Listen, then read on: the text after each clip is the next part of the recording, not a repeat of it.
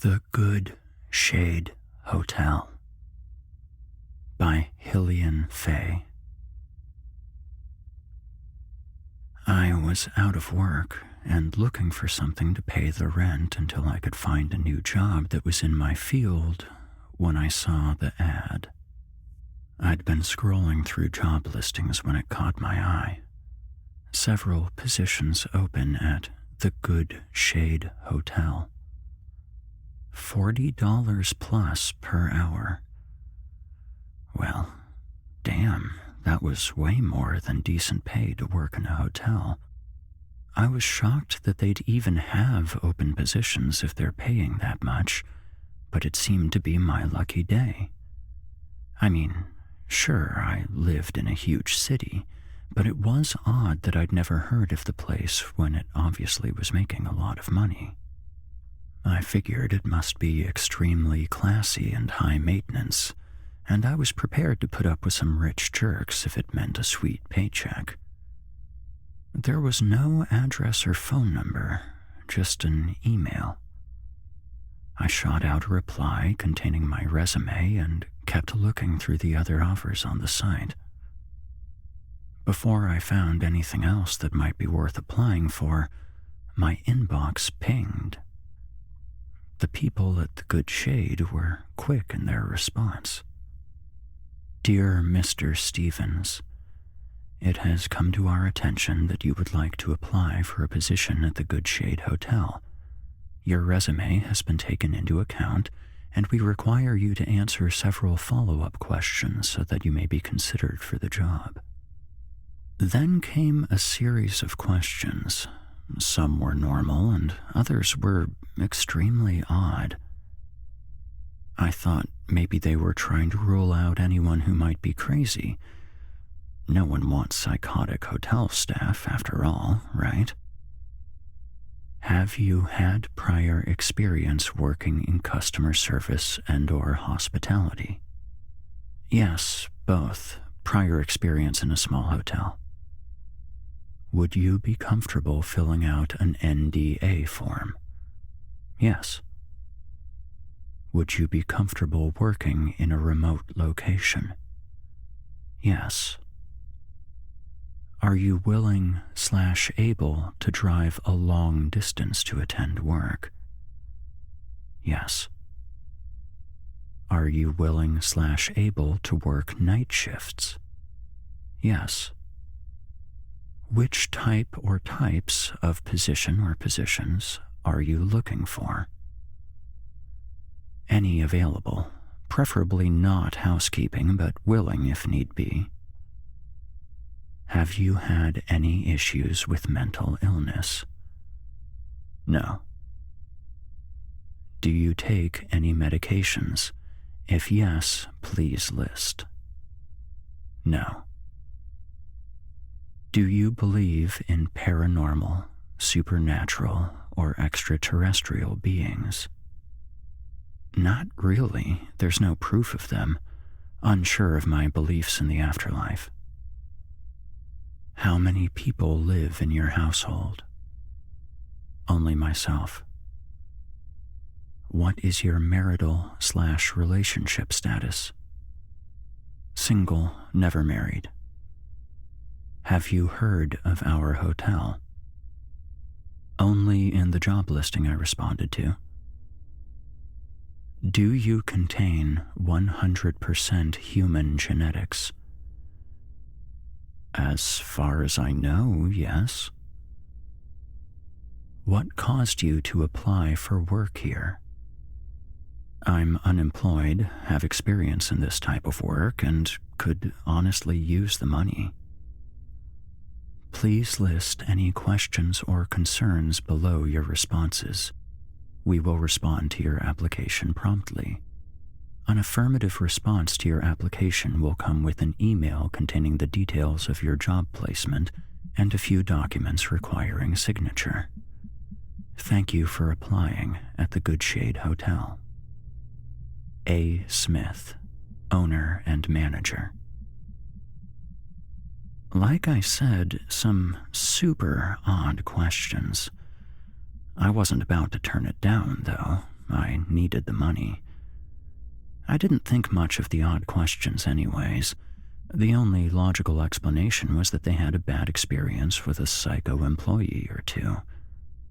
If I was paying that much to employ someone, you're damn sure I'd want to make sure they didn't think they were E.T. I answered every question as truthfully as possible and sent the email back, confident that I'd be getting the job. My confidence was not misplaced. I received the affirmative response within the hour. I was overjoyed. This job paid so well that I'd never want to look for a different one. The new email gave me an address that I was to be at exactly 4 p.m. the next day. I would be working as a receptionist, $40 an hour to answer phones, put reservations into computers, and give out room keys. It would be simple. Maybe not the most stimulating work, but tolerable. The drive out to the address I was given was odd. I passed through a tunnel I had been through a few times before, but I could swear that I didn't recognize the area I was in after coming out of the tunnel. I pushed my confusion aside, figuring that the landscape had changed since my last time in the area. I arrived at the address after over an hour of driving. It was remote and surrounded by forest. The building itself was grand, 15 stories high, beautiful architecture. The trees surrounding the hotel were probably the tallest I'd ever seen in my life. They seemed to scrape the sky. Somehow, the hotel managed to look perfectly normal amidst the beautiful natural environment that stretched far into the distance.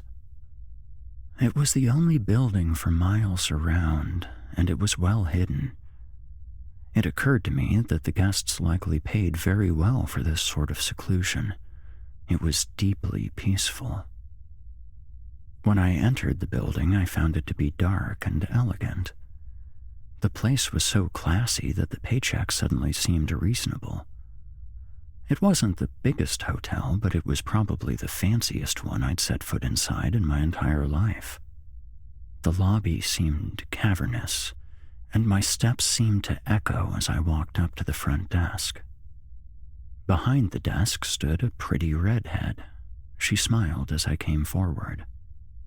"How can I help you, sir?" she asked politely in a sweet, sing-song voice. "Oh, I'm here for the receptionist position." I shook myself mentally. I had been staring. She giggled at my flustered state. "I'll let Mr. Smith know you've arrived." I resumed my staring as she walked away. There was something different about that girl. She returned with a tall man in tow. We shook hands and introduced ourselves, but I found myself distracted by the smiling redhead. Mr. Smith seemed to notice my waning attention. He led me behind the desk and into an office. "Quite the nuisance that HylianFae is," he chuckled fondly. "HylianFae?" I questioned. The unusual name felt odd on my tongue. "Ah, yes, I believe she's calling herself Alice now. Kind creature when she wants to be. She's here from time to time to help out. You shouldn't experience any negative side effects," he replied, seemingly lost in thought. I had no idea what he meant, but I assumed he meant the immediate attraction I felt for her. She must have a history of fellow employees lusting after her.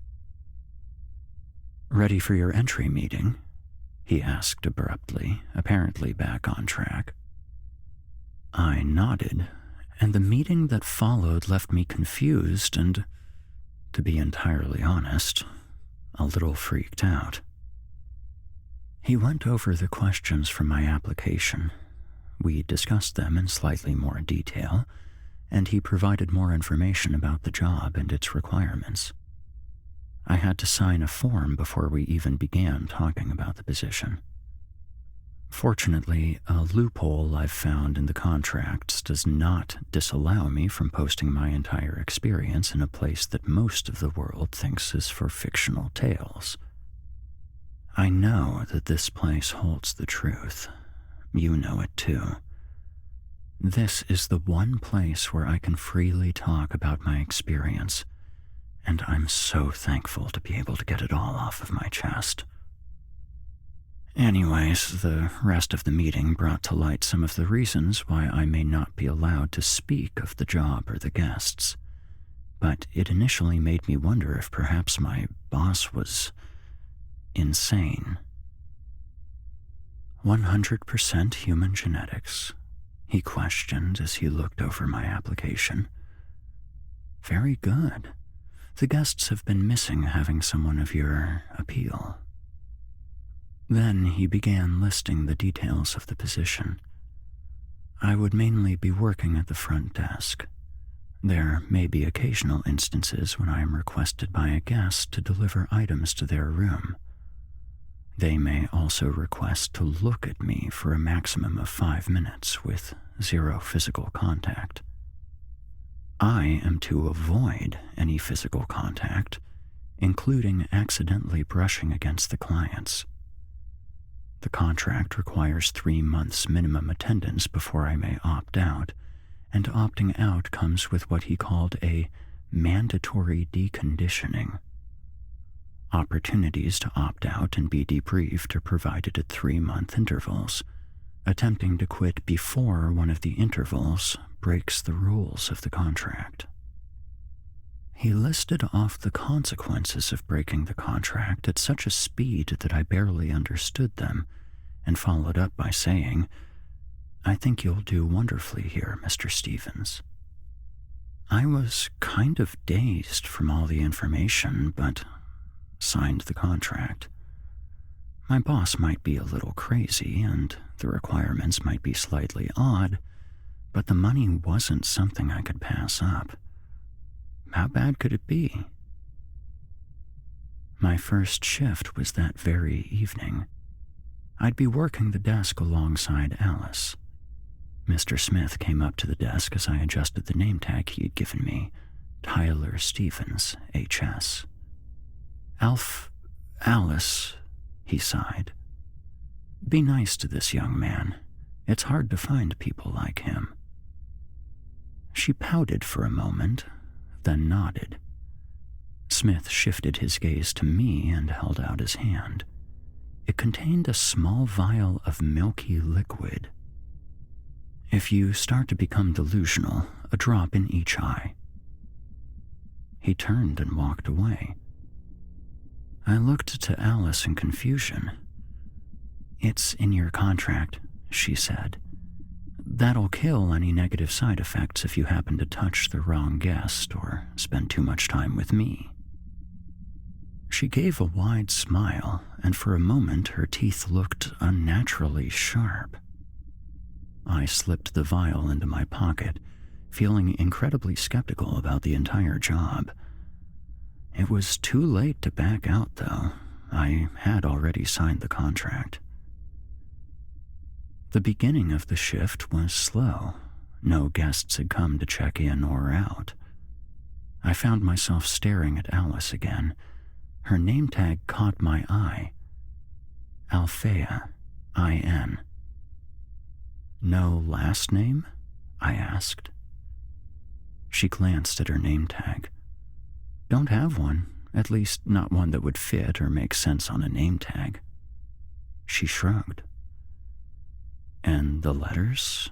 HS, IN? Homo sapien elecibrosa notha. Scientific name in your case. The shades decided mine, she said nonchalantly, typing something into the computer. Elecibrosa notha? Shades? What? I laughed, thinking it was some kind of joke on the newbie. Charming mutt, she said dryly. Their sense of humor is immaculate. It doesn't pay to be one of a kind. I stared for a moment, looking for a hint that she was joking. Her face remained completely serious. "Oh," I responded, not sure what to say. She started laughing out of nowhere, and I was relieved for a moment. "You really have no idea what you've gotten yourself into, huh?" "I'm a really overpaid receptionist, and I'm the victim of the weirdest hazing ever," I said with a nervous laugh. She giggled again. "I could tell you, but I think it'd be more fun to watch you gradually realize what you're part of." She paused, looking around the empty lobby. "I'll tell you this, though. The name has a reason. All of our guests are shades of some sort. I'm one as well. In fact, you'll probably be the only person roaming around wearing an HS for the entirety of your employment." "I have no idea what a shade is," I told her. Her response was a wide smile, revealing rows of shark-like teeth. I took a step back, letting out another nervous laugh. I was afraid. "They're real. Want a touch?" she asked. The amusement on her face was plain to see. I shook my head no, unable to respond. She shrugged and turned back to the computer. I wasn't sure what to think, but I was now wholeheartedly aware that this girl was not human. The room fell silent. I had no idea how to start a conversation after seeing that. Alice's voice broke the tension. "Sylvia should be here in exactly 2 minutes." I nodded, still not trusting myself to say anything that wouldn't have me eaten by those teeth. She was right, though. I watched the clock on the far wall tick the time away. Exactly 120 ticks later, the front door opened. A girl who had to be no older than 12 entered. She was a horrifying mess. Covered in dirt and blood, her left arm was bent at an unnatural angle, and the bone was protruding grotesquely from her forearm. She dragged her right leg behind her, the ankle quite obviously broken, and a deep gash in her forehead was pouring blood. My first instinct was to scream, and my second was to run to help. Alice yelled for me to stop, but I ignored her. I ran to the young girl. "Oh my God, are you okay? Do you need me to call you an ambulance? What happened?" The words erupted from my mouth, hardly a space for breath between them. She stared blankly into the distance, not acknowledging my panicked questions. I reached out for her, and Alice yelled from near the desk, "Stop!" Too late. I gripped the girl's shoulders and stared at her. Her eyes were glazed over with a milky white, and she let out a piercing scream when my hands made contact. Before I could blink, she was gone. My hands were grasping at empty air. She had simply and entirely disappeared from the lobby. "You moron!" Alice yelled at me again.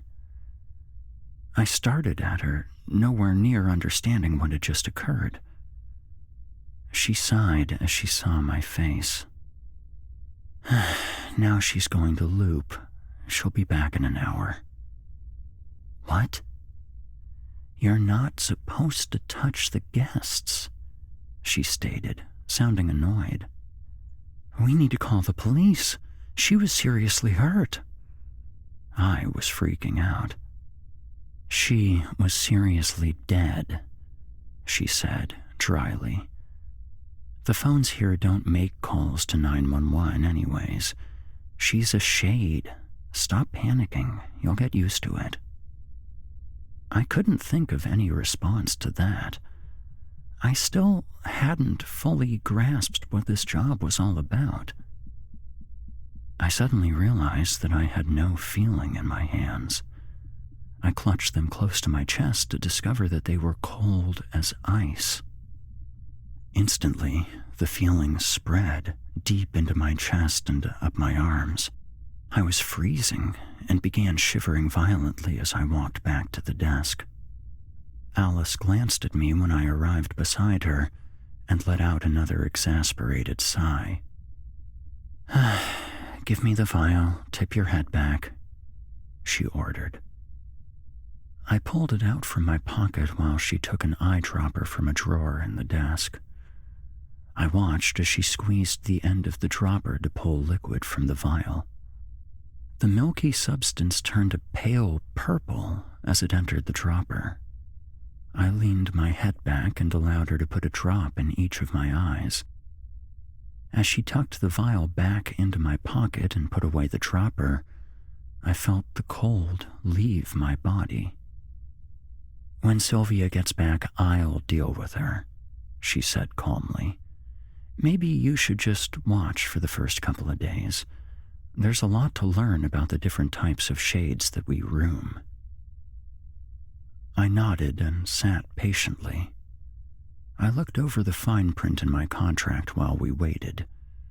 Early dismissal from any staff position will result in an extremely painful deconditioning process. It is highly recommended to wait the entire 3-month period so that we may provide a nearly painless process. Based on what I had already seen tonight, I didn't want to know what these people considered a painful process. I'd stick out the job for 3 months and quit if I couldn't handle the insanity. Soon enough, Sylvia came back. She looked exactly the same as she had an hour ago. I resisted the urge to both scream and vomit. Alice called out to her. "Hi, Sylvia, sweetie." She walked over and knelt in front of the mangled girl. "Welcome back to the good shade. I'm sorry to tell you again, but you're dead." Sylvia's head snapped toward Alice at an inhuman speed. She nodded, seeming to think for a moment. "We have room U344 available for you," Alice told her, holding out a key card. The girl nodded again, took the key, and shuffled her way towards the elevator. When the doors shut behind her, I let out a breath I hadn't realized I was holding. Alice walked back over and sat at the desk. "There's no one else scheduled for tonight. You could probably nap until the shift ends." "Yeah, I might," I started. Then curiosity got the best of me. U344? "Oh, Mr. Smith forgot to tell you. Well, we have 50 floors of underground rooms," she told me. "A lot of the guests prefer it." I don't know why it surprised me after everything else that had happened. I was sitting next to a girl with shark teeth, and we had just let a mangled corpse into the hotel. What else? "I don't know how I'm going to manage the next 3 months without having nightmares," I laughed, but the statement was entirely serious. "Oh, honey," Alice giggled. "You'll see much worse, trust me." I stared at her sharp teeth and felt a chill run through me. She wasn't wrong about that.